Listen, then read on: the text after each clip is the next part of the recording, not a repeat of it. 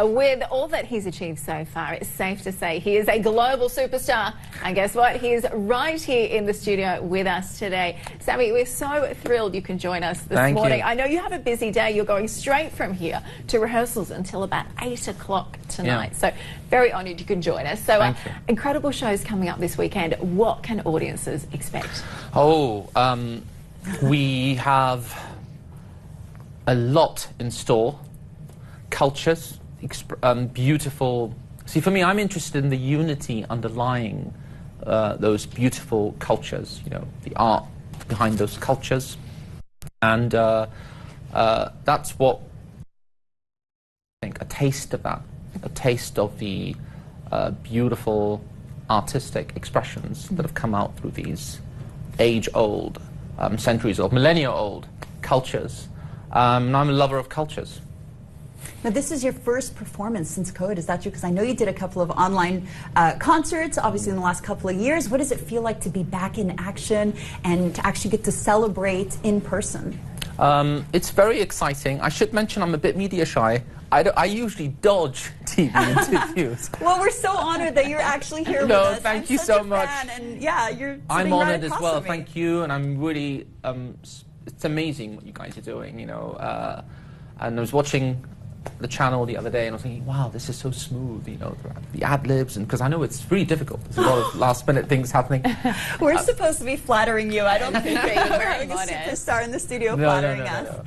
But in terms of the, you know, for me, I think the concert, it will, if not for me, everyone should come for these incredible musicians. We have a very eclectic and interesting group of musicians from China, from the Middle East, of course, from North Africa, Andalusia, the Khorasani side.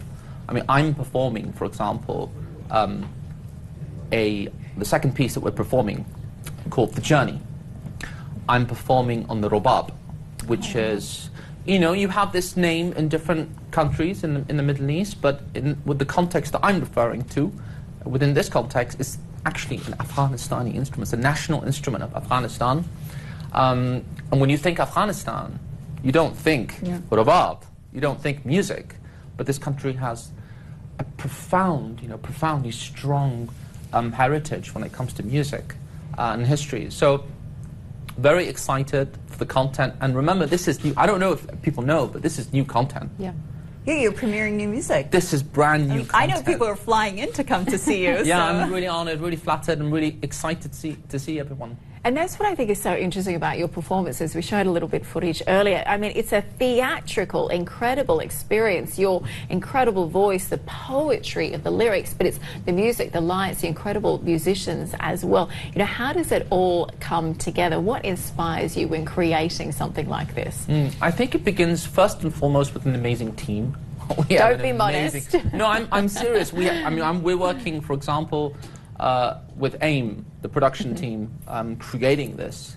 I mean, this is the creme de la creme of production. They're really, really, really, really good. So we're really excited to be working with them. And also these incredible musicians. You know, we have an incredible group of musicians. And you'll see on the night, hopefully. They're just so good. They're really, really good. And also, I would add, aside from the theatrics, aside from the lighting, there is a sense of reverence, of profound respect for the subject matters. Like one of the pieces, I think it's the first piece actually. We have an intro, and then we have a piece called Knowing One Another. And this piece is in a pentatonic scale, so it's 5 notes. There's some harmonics as well, of course, but generally it's just a 5-note melody, refrain.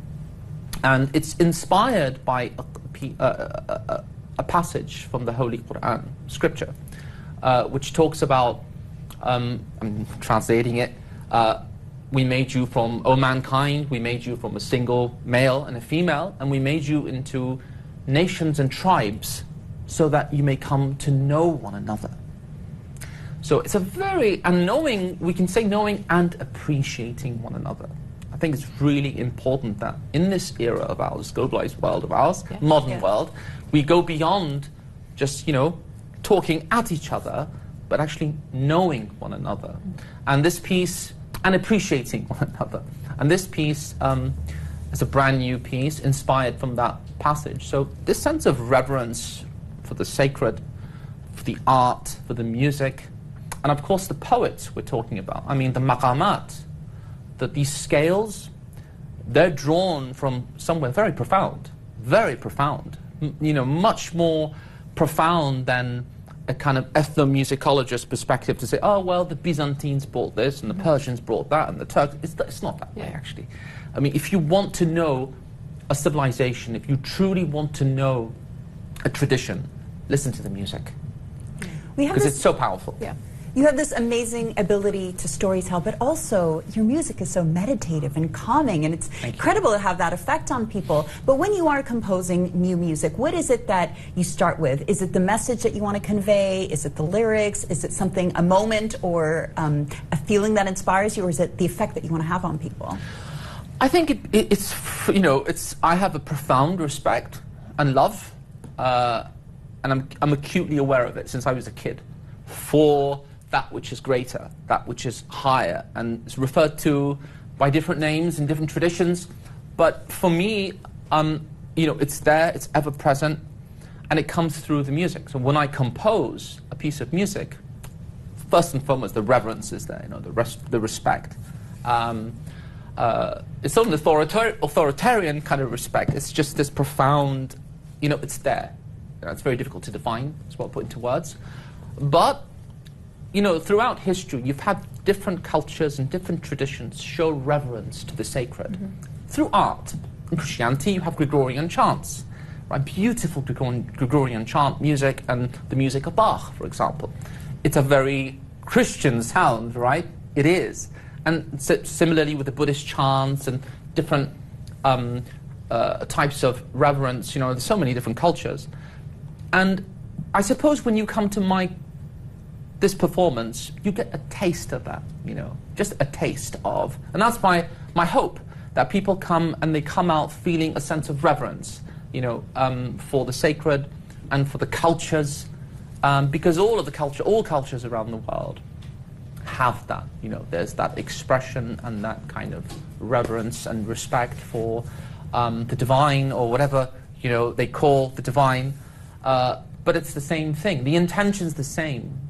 And although outwardly the manifestation is different, right? It may look different, but the unity behind it is the same. And that's what I'm interested in, that unity that binds us together. So it's outwardly different, but inwardly it's the same kind of what they say, barakah, or grace. So that's what I'm really interested in. I mean, the thought process behind there is fascinating. So, I mean, how do your songs, how do your albums come together? We mentioned the fact you've had 64 million albums. 45. 45. Oh, don't exaggerate. Sorry, 45 million. 45 million albums sold all over the world. Tell me about the journey, though. When you're first writing a song, are you doing this in complete isolation? Do the words just flow? Do you travel somewhere exotic to the mountains to start writing? How does it all come together? Thank you. Well, not to over-dramatize, but I don't really see them as songs. They're mostly pieces, compositions. Because a song is a 3 or 4 minute, not to look down on songs, but it's usually a 3 minute, and it's getting shorter, with the attention span, 2 minute a piece, a song with 3 or 4 chord progressions, quite formulaic, oftentimes. Whereas a composition, it really requires a lot of kind of introspection and meditation, and it's very easy to kind of these are cliches, really over dramatize. But for me, I do need to isolate, and I need to be in a special kind of place as well. So it's not like, oh, let's come up with some nice chords and let's come up with some. It's a different kind of process. And how long does it normally take to create something like that?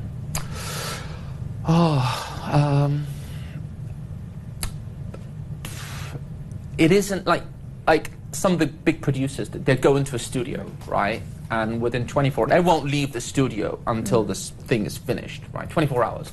But for me, it's and others, I'm sure, it's different. It does take time It does take time. Now, just lastly, this has obviously been such a trying year for so many. This has been your first in-person concert in, I'm sure, a couple of years. And so many people are coming to attend your concert. This is going to be their first time experiencing something. How do you want them to feel when they're leaving or during the concert? How do you want to connect with them? Oh, I'm, first of all, so excited. I'm so excited for everybody flying in and to see everyone, at this, my first performance since 2019, I guess. And I think that people will be extremely impressed. Oh. Not with me, but because, what this setting and the production and, the instruments, the musicians, just the sheer amount of hard work that's been put into this, it's going to be really, really, really great. Well, I'm sure it is going to be a magical weekend. Thank you so much for joining us in studio. It's such an honor for Katie and I. Thank you so much. And best of luck. We can't wait to see you. Thank you. And you've got a busy day of rehearsal.